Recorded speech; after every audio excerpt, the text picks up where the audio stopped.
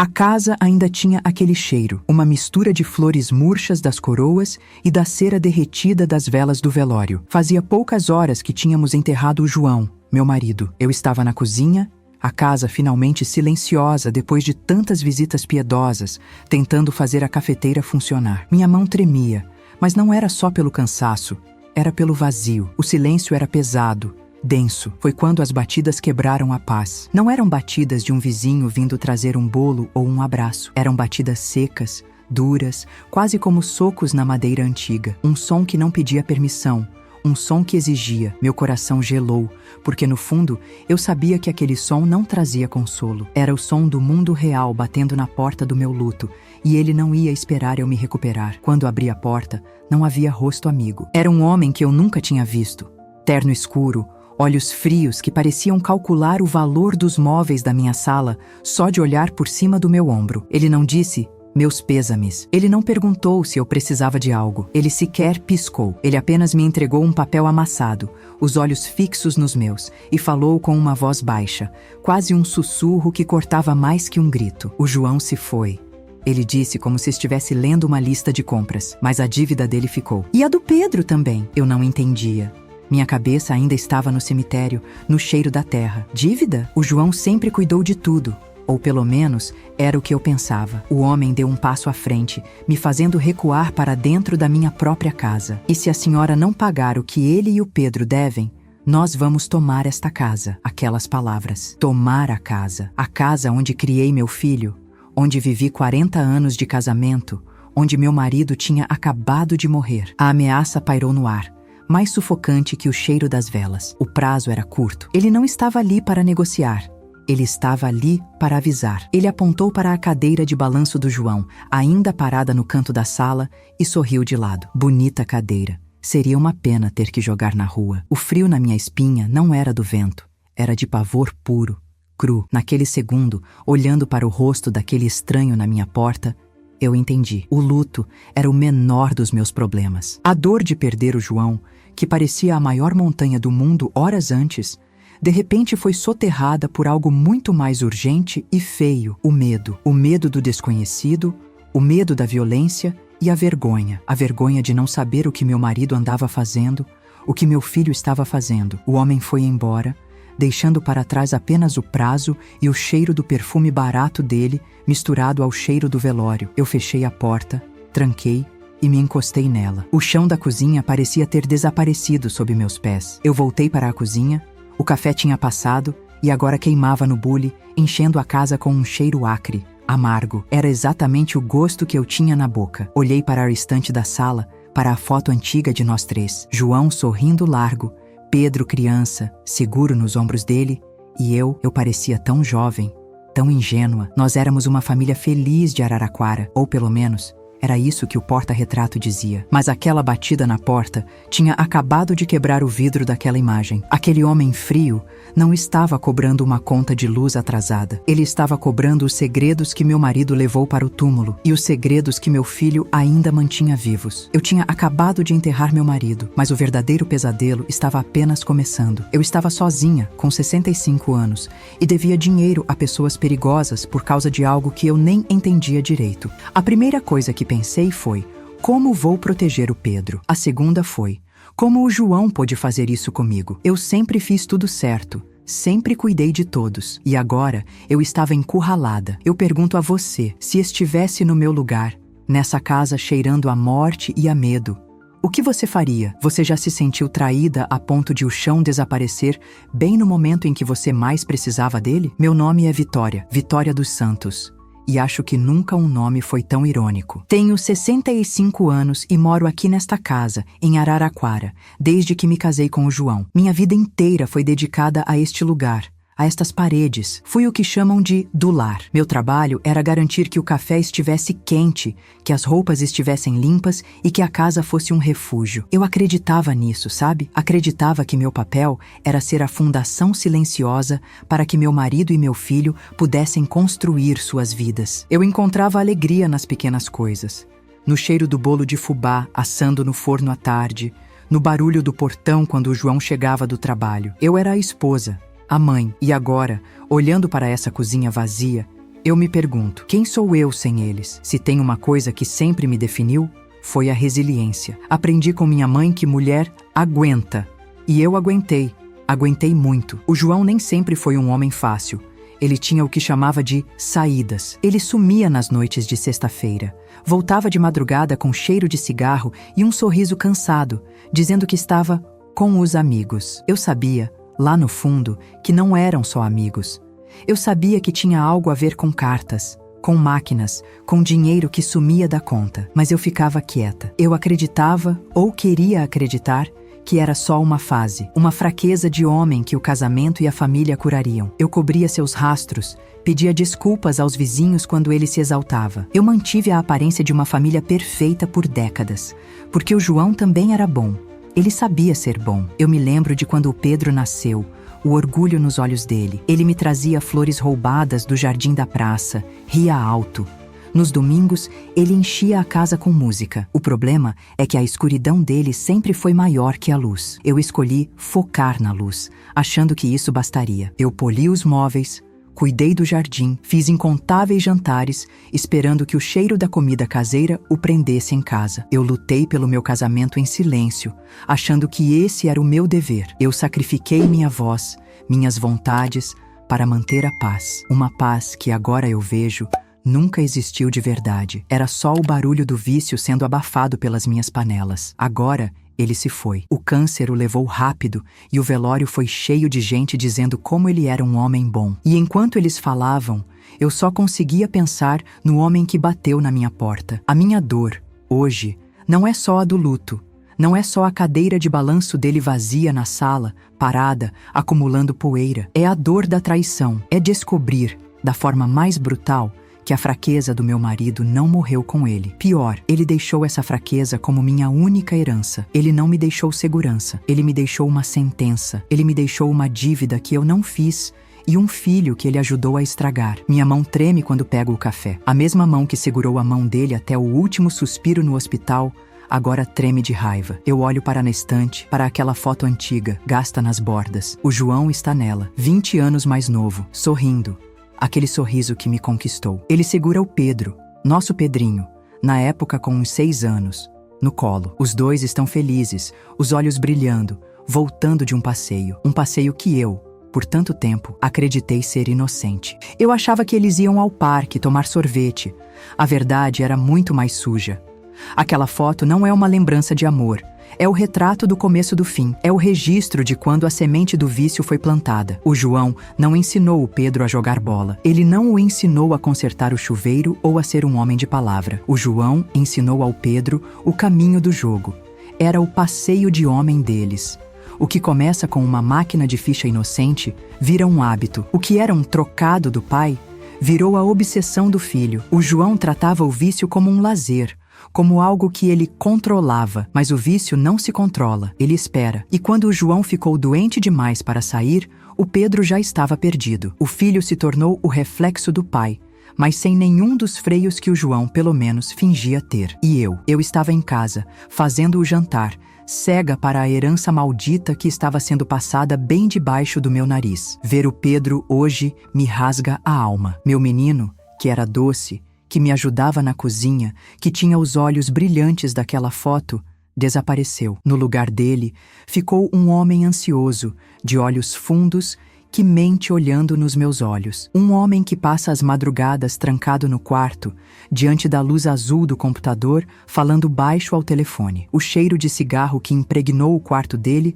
não é mais um cheiro de rebeldia adolescente, é o cheiro de desespero. Ele perdeu o emprego, começou a vender coisas de casa. Primeiro, pequenas joias minhas, que eu fingi não notar. Depois, ferramentas do pai. Eu dei desculpas. Disse que era o estresse da doença do João, mas não era. Era o vício cobrando seu preço. Eu, que dediquei cada minuto da minha existência para eles. Eu, que abri mão dos meus sonhos, que eram pequenos, talvez, mas eram meus. Eu queria ter viajado, queria ter estudado, mas escolhi o avental. Escolhi ser a muralha dessa família. E qual é o meu pagamento? O meu marido me deixa uma dívida com criminosos, e meu filho Meu filho me vê apenas como um obstáculo, um caixa eletrônico que secou, a mulher que tem a casa que ele pode usar para pagar o que deve, a mesma mão que limpou suas febres, hoje ele empurra quando tento perguntar o que está acontecendo. O respeito morreu junto com a inocência dele. Eu estou contando isso porque preciso que alguém entenda. Eu não sou só uma viúva de luto. Eu sou uma mulher traída pelo homem que amei.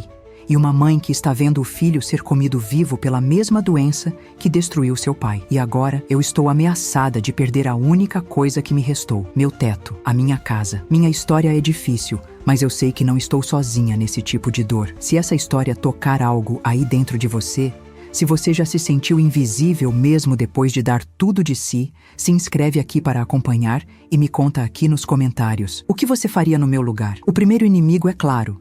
É aquele homem que bateu na minha porta. Ele não tem nome, ele tem uma função: cobrar. Ele é a ameaça física, imediata. Ele não fala alto, ele não grita. E isso é o que mais me assusta. A voz dele é calculista, sem nenhuma emoção. Quando ele olhou para mim, uma senhora viúva, ainda com os olhos inchados do enterro, ele não viu dor. Ele viu uma vantagem.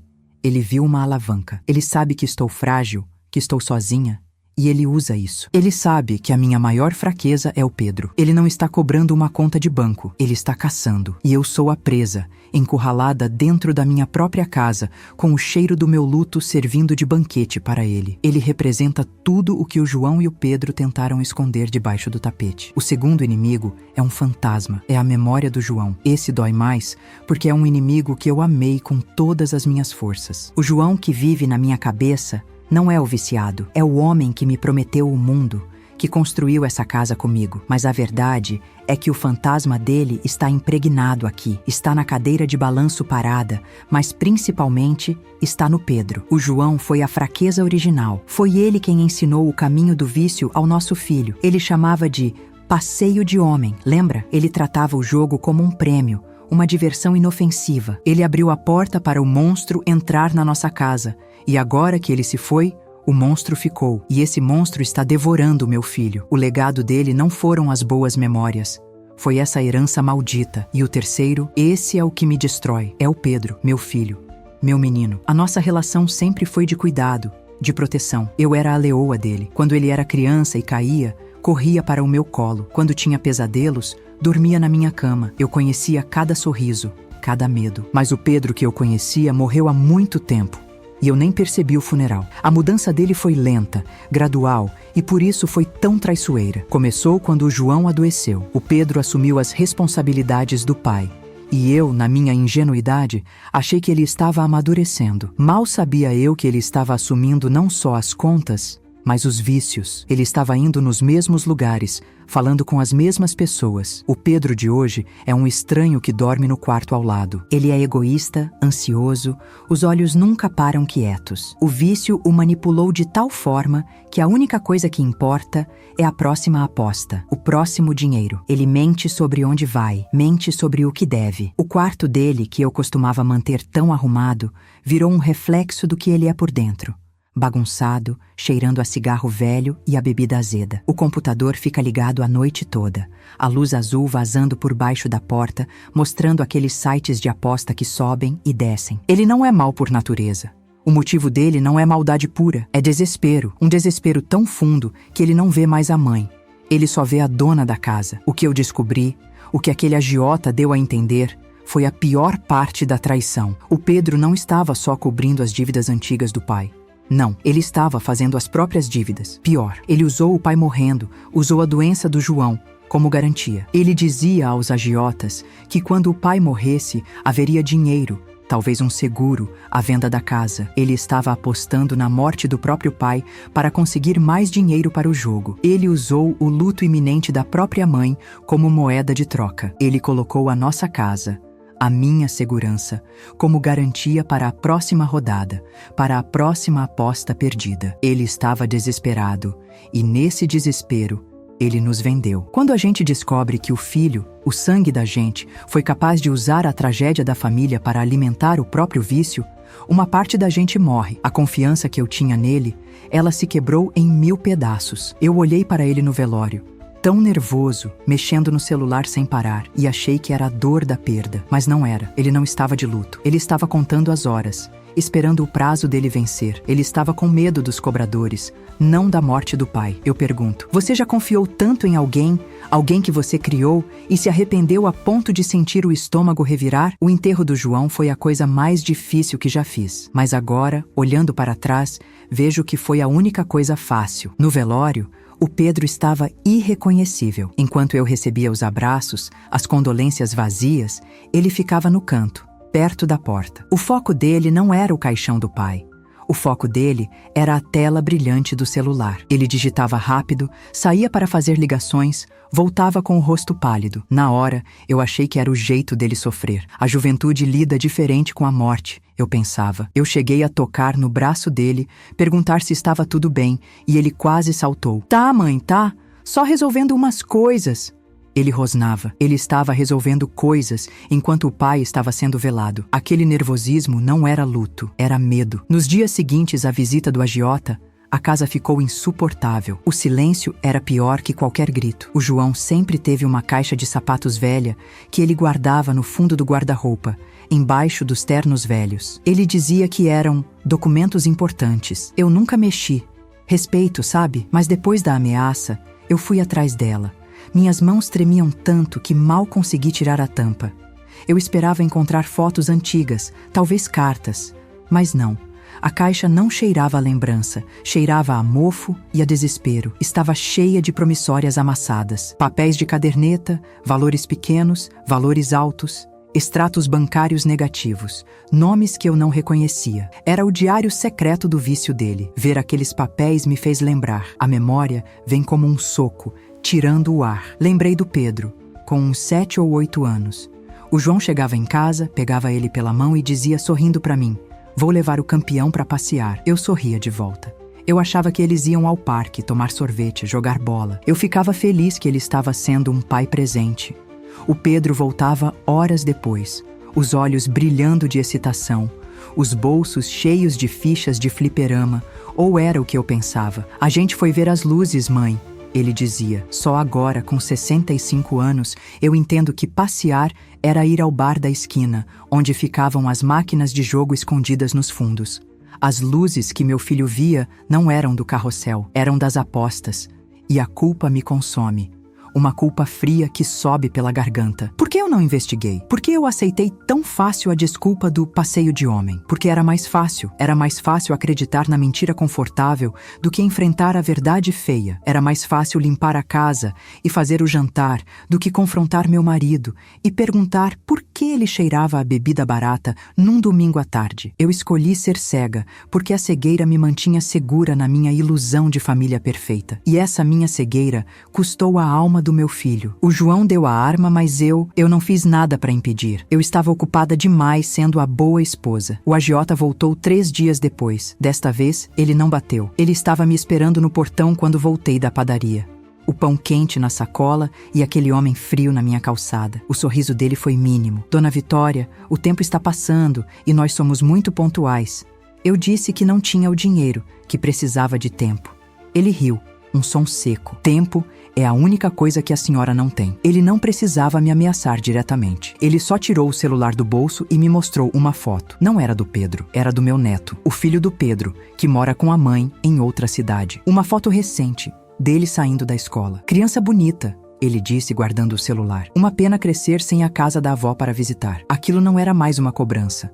Aquilo era uma sentença. O medo mudou. Não era mais medo de perder a casa. Era medo físico. Medo do que aquele homem e as pessoas para quem ele trabalhava eram capazes de fazer. Eles sabiam minha rotina. Eles sabiam quem era minha família. Eu entrei em casa e tranquei a porta, mas a casa não parecia mais segura. As paredes pareciam finas como papel. Cada barulho na rua me fazia pular. O cheiro do café que eu costumava amar agora me dava náuseas. O pão que eu comprei ficou duro em cima da mesa. Eu não conseguia comer. Eu só conseguia pensar naquela foto e no que aconteceria se eu não arrumasse aquele dinheiro. Eu estava completamente, terrivelmente sozinha. Eu voltei para a caixa de sapatos.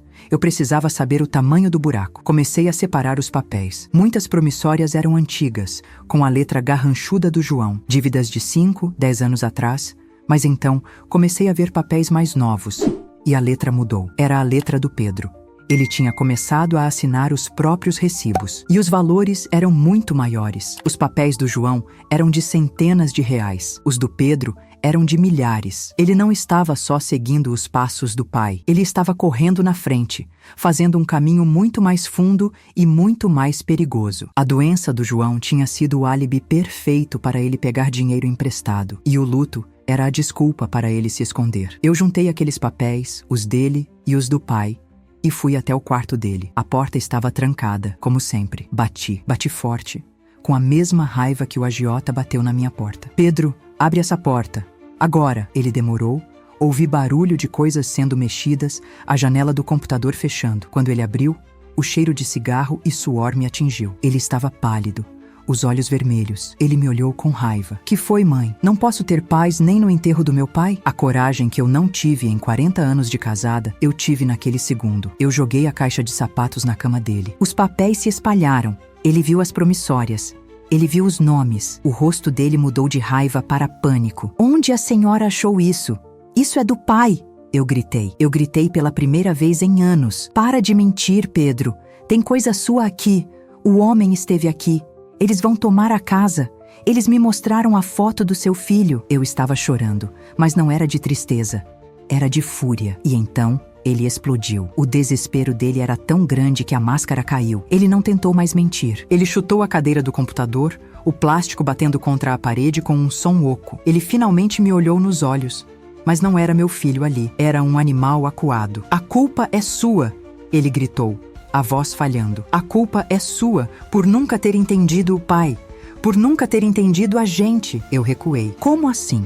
Culpa minha. Você achava que ele era o quê? Um santo? Ele precisava daquilo. Era a única coisa que fazia ele se sentir vivo nessa casa chata, com essa vidinha perfeita que você montou. E você nunca viu nada. Preferia limpar o chão a perguntar onde ele estava. As palavras dele eram facas, e elas cortavam fundo, porque tinham um pingo de verdade. Eu fui a facilitadora silenciosa. Eu fui a esposa que preferiu a ignorância à confrontação. E ele estava jogando 40 anos do meu silêncio na minha cara. E então, ele confessou tudo. Ele caiu sentado na cama, no meio daqueles papéis sujos. A dívida do pai era pequena, mãe.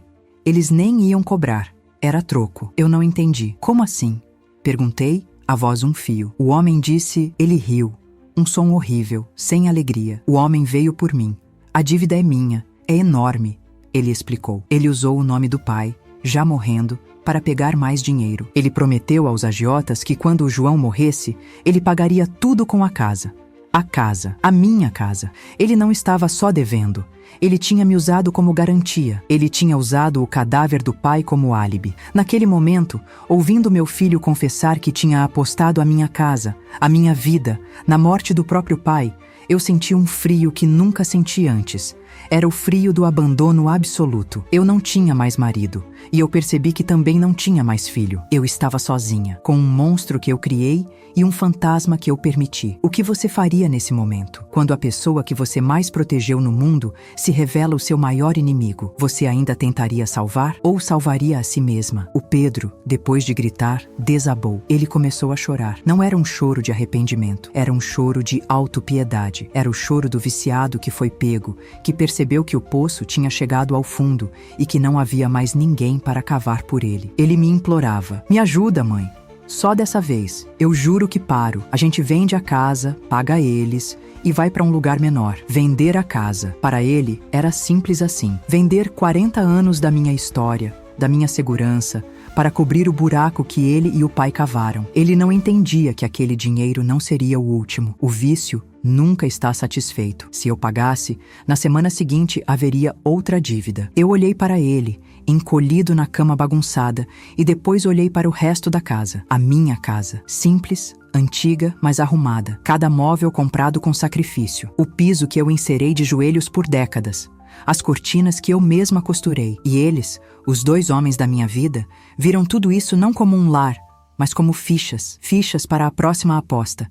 A injustiça daquilo me sufocou. Eu passei a vida inteira servindo a eles, cuidando deles na saúde e na doença, E o pagamento era esse: ser jogada na rua na minha velhice por causa de uma fraqueza que eles chamavam de diversão. Eu me sentia a pessoa mais tola do mundo. Mas enquanto o Pedro chorava e pedia dinheiro, algo dentro de mim mudou. A tristeza, o medo, a culpa, tudo isso começou a dar lugar a uma coisa nova. Uma raiva fria, dura como aço. A Vitória boazinha, a esposa silenciosa, a mãe que perdoava tudo. Ela morreu ali, naquele quarto fedendo a cigarro. Eles podiam ter levado meu marido, podiam ter destruído meu filho, mas eles não iam levar a minha casa. Eles não iam levar a minha dignidade. Eu saí do quarto do Pedro, deixando ele chorando sozinho. Eu não disse nada. Eu fui até o telefone. Eu não ia ligar para um agiota. Eu precisava de um plano. Eu não sabia o que ia fazer, mas eu sabia que não ia mais ser a vítima. Depois da nossa briga, um silêncio mortal caiu sobre a casa. Um silêncio diferente do luto. Era o silêncio da Guerra Fria. O Pedro se trancou no quarto. Eu não ouvia mais o computador.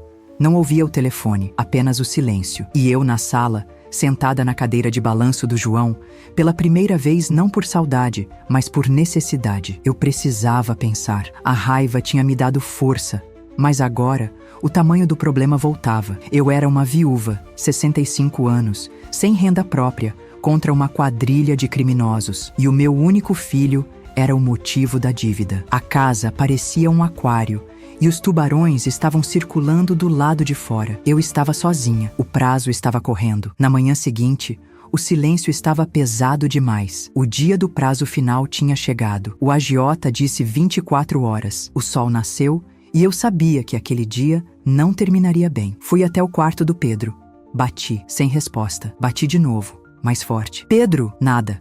A porta estava destrancada. Eu girei a maçaneta, o coração batendo na garganta. O quarto estava vazio. O cheiro de cigarro e medo continuava lá, mas ele não. A cama estava desfeita. O computador desligado. Na escrivaninha, apenas um cinzeiro transbordando. Ele tinha saído no meio da noite. Ele tinha fugido. Meu filho tinha me abandonado para enfrentar os cobradores sozinha. O animal acuado tinha roído a própria pata para escapar da armadilha, me deixando para trás como isca. O desaparecimento do Pedro era a pior resposta possível.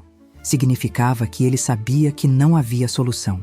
Significava que ele tinha desistido de lutar e me deixado com a bomba. O relógio da cozinha, aquele relógio antigo de parede, parecia gritar a cada tic-tac. 12:00. O telefone tocou e eu quase caí da cadeira. Corri, achando que era ele, mas era uma voz que eu não conhecia. Uma voz diferente daquele primeiro homem, mais grossa, mais impaciente. O prazo vence hoje ao pôr do sol, dona Vitória. Seu menino sumiu. Isso é ruim.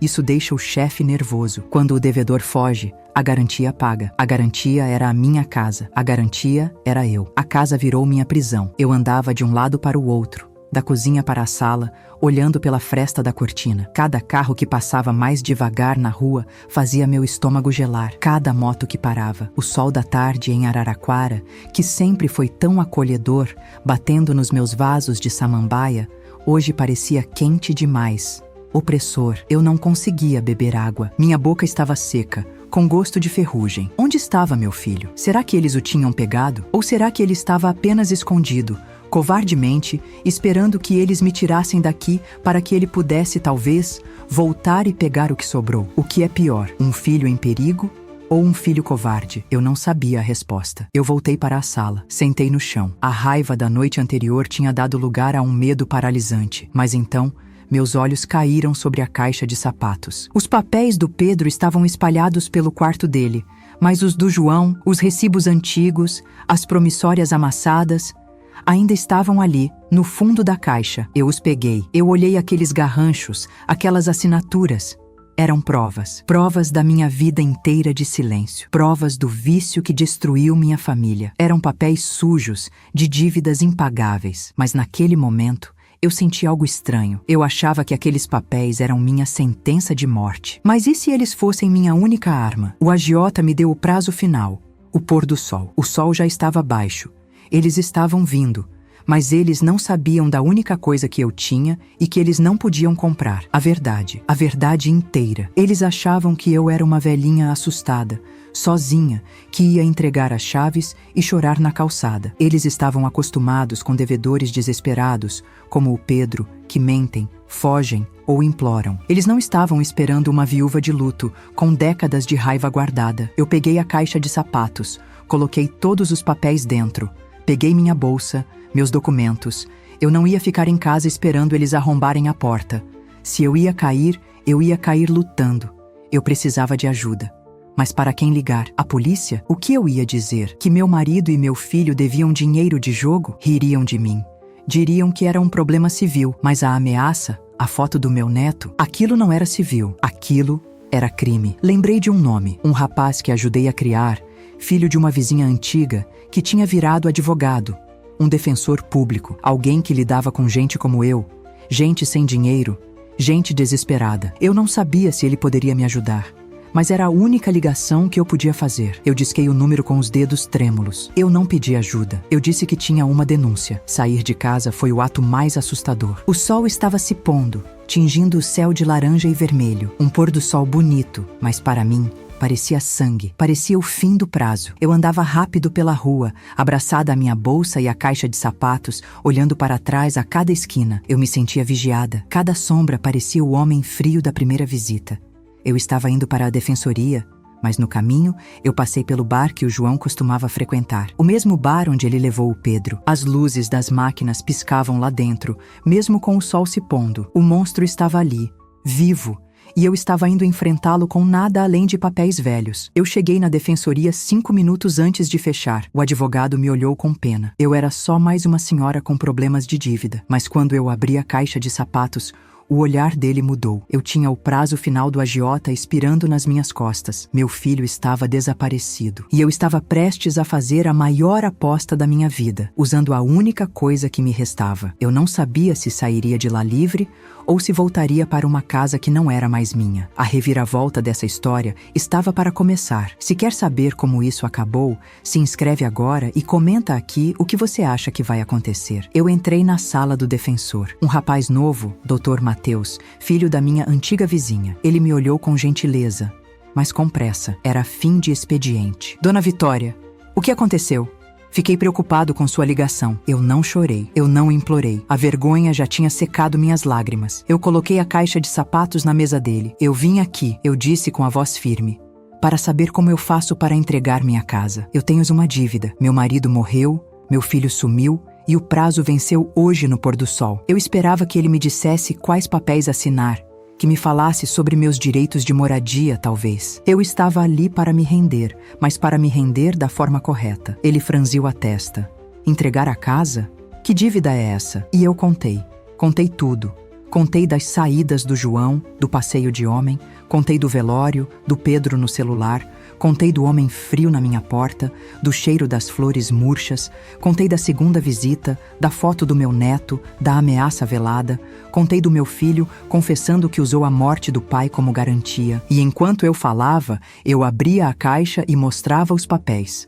As promissórias amassadas, os nomes, as assinaturas do João e do Pedro. Eu estava entregando as provas da minha vergonha, achando que estava apenas assinando minha sentença de despejo. O Dr. Mateus parou de olhar para mim com pena. Os olhos dele mudaram. Ele pegou uma das promissórias, aquela com o valor mais alto, assinada pelo Pedro. Ele não olhava mais para mim. Ele olhava para os papéis com uma intensidade diferente. Não era pena, era raiva. Era o olhar de um caçador. Ele me interrompeu. Dona Vitória, repete o que o homem disse na porta. Eu repeti. Ele disse que o João e o Pedro deviam, e se eu não pagasse, eles iam tomar a casa. Ele balançou a cabeça e pegou o telefone. Eu achei que ele ia ligar para o agiota, para tentar um acordo, para pedir mais prazo, mas ele não ligou para um cobrador. Ele olhou para mim e pela primeira vez naquela semana, alguém falou comigo sem me ameaçar ou me culpar. Dona Vitória, a senhora precisa entender uma coisa fundamental. A senhora não deve nada a essa gente. Legalmente. Eu não entendi. O suor gelou nas minhas costas. Como não, doutor? Os papéis estão aqui. As assinaturas. Ele me interrompeu falando devagar, como se explica para uma criança. Dívida de jogo no Brasil é o que chamamos de obrigação natural. É uma dívida de honra. Ela não é executável judicialmente. Eu fiquei parada. Isso quer dizer, ele completou, quer dizer que eles nunca poderiam processar a senhora. Eles nunca poderiam ir a um juiz pedir a sua casa. Esse dinheiro, perante a lei, não existe. Eu levei um segundo para absorver aquilo. 40 anos de medo. O suicídio financeiro do meu marido. A destruição do meu filho. Tudo por uma dívida que não existia, mas a minha cabeça ainda estava no medo. Mas doutor, e as ameaças? O homem na minha porta? A foto do meu neto? Eles vão voltar. O prazo venceu. Eles estão indo para minha casa agora. E foi aí que o olhar do Dr. Mateus ficou mais duro. E é por isso que essa conversa mudou, Dona Vitória. O que eles estão fazendo não é cobrança. Ele levantou o dedo. Isso é extorsão. Isso é coação. Ameaçar a senhora, usar a foto do seu neto, dizer que vão tomar sua propriedade à força, isso é crime, e é um crime grave. Meu mundo virou de cabeça para baixo. Eu entrei naquela sala como uma devedora falida, pronta para morar na rua. E em 5 minutos, eu descobri que eu não era a devedora, eu era a vítima. O Dr. Mateus não estava mais falando comigo. Ele estava ao telefone, falando com um delegado. Estou com a vítima aqui na minha frente. Tenho as provas. Uma senhora de 65 anos, viúva, sofrendo extorsão por agiotagem ligada a jogo. Sim, eles estão indo para a casa dela agora. O prazo venceu. Ele não estava negociando a minha rendição. Ele estava armando a armadilha. A polícia estava sendo acionada. A caça tinha virado. O caçador, aquele homem frio, estava prestes a se tornar a presa. Eu não conseguia respirar. A polícia? Eu, Vitória dos Santos, uma dona de casa de Araraquara, que nunca sequer tinha levado uma multa de trânsito, estava no meio de uma operação policial. O medo que senti na minha casa era paralisante. Mas esse medo novo era diferente. Era misturado com adrenalina. Era o medo de finalmente fazer a coisa certa. A coisa que eu devia ter feito 40 anos atrás, quando vi o João chegar em casa pela primeira vez com os bolsos vazios. O Dr. Mateus desligou o telefone. Eles vão mandar uma viatura discreta para a sua rua. Eles querem pegar esses homens em flagrante quando eles vierem cobrar a senhora. A senhora vai ter que voltar para casa. A senhora consegue? Eu consegui. A volta por cima não foi arrumar o dinheiro. Não foi vender minhas joias ou implorar ajuda. A minha volta por cima foi pegar aquela caixa de sapatos cheia de vergonha e transformá-la em uma arma legal. Foi parar de ser a esposa silenciosa. Eu saí da defensoria pública não como uma vítima rastejando. Eu saí como a autora de uma denúncia. Eu saí como a isca. A mulher que eles achavam que iam esmagar era a mulher que estava prestes a derrubá-los. Eu andei de volta para casa. Mas não era a mesma Vitória que tinha saído de lá 1 hora antes. Eu não estava mais abraçada à caixa com medo. Eu estava segurando a prova do crime deles. Quando eu coloquei a chave na porta da minha casa, eu sabia que eles estavam vindo. Eu sabia que a noite seria longa e perigosa. Eu estava me colocando em risco, mas pela primeira vez, eu estava lutando pela minha vida, não pela memória morta do meu marido ou pelo vício vivo do meu filho. Eu estava lutando por mim. Eu estava escolhendo a justiça, mesmo sabendo que isso podia expor tudo o que eu passei a vida escondendo.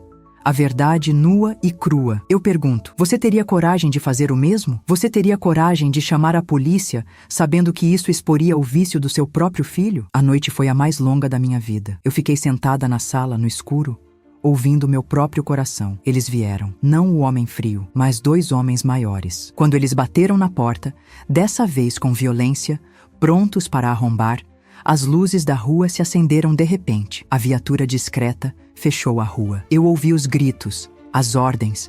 Eu não olhei pela janela. Fiquei ali, sentada, agarrada aos braços da cadeira de balanço do João. Quando o Dr. Mateus e um policial finalmente bateram na minha porta, com calma, e disseram: "Acabou, Dona Vitória.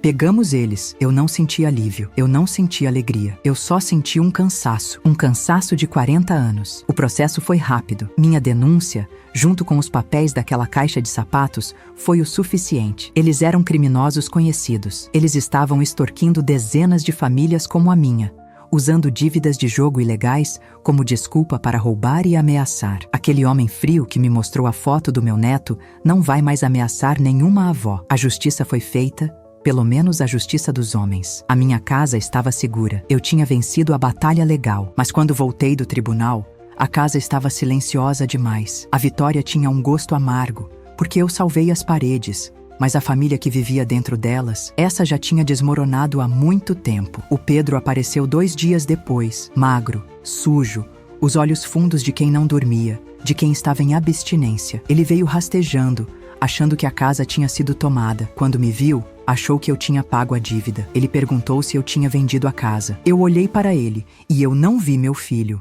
Eu vi a doença, a mesma doença que matou o pai. Eu disse a ele: "Não, Pedro, eu não paguei. Eu chamei a polícia. Acabou." O rosto dele mudou. Ele me chamou de traidora. Ele disse que eu tinha destruído a vida dele, que agora ele nunca mais poderia sair na rua. Ele não entendia que eu tinha, na verdade, salvado a vida dele. Um vício nunca morre com quem o carrega. Essa é a lição que eu aprendi da forma mais dura. Ele é uma herança maldita, que passa de pai para filho, silenciosamente, debaixo do tapete da sala. O João me deixou promissórias, mas o pior que ele deixou para o Pedro foi o exemplo. O passeio de homem virou uma sentença. Eu passei a vida tentando salvar meu marido de si mesmo. E falhei. Eu quase perdi meu filho para os agiotas, para o mesmo monstro. Eu enterrei meu passado, denunciei os criminosos. Eu finalmente quebrei o ciclo de silêncio que permitiu que essa doença crescesse na minha casa. Eles mexeram com a mãe errada. Eles achavam que eu era só uma dona de casa frágil, que só sabia fazer café. Mas a mesma resiliência que me fez aguentar as saídas do João em silêncio foi a que me deu forças para ir à polícia. O Pedro, ele gritou, ele implorou, ele tentou me manipular de novo, mas o amor que eu sinto por ele mudou. Não é mais o amor que passa a mão na cabeça. É o amor que corta fundo para salvar. Eu fiz a única escolha que me restava. Eu não dei dinheiro a ele. Eu usei o que tinha para conseguir uma ordem judicial. Eu o internei. Hoje, a casa está vazia. A cadeira de balanço do João continua parada. O quarto do Pedro está trancado. Mas a casa é minha. Pela primeira vez em 65 anos, eu sinto que ela é verdadeiramente minha. O silêncio não é mais de medo, nem de luto. É um silêncio de espera. Eu não sei se o Pedro vai me perdoar. Eu não sei se ele vai se curar, mas eu sei que fiz a única coisa que uma mãe de verdade faria. Eu parei de salvar a aparência e comecei a lutar pelo futuro dele, mesmo que o primeiro passo fosse lutar contra ele. Eu perdi meu marido para o jogo, mas eu me recuso a perder a mim mesma.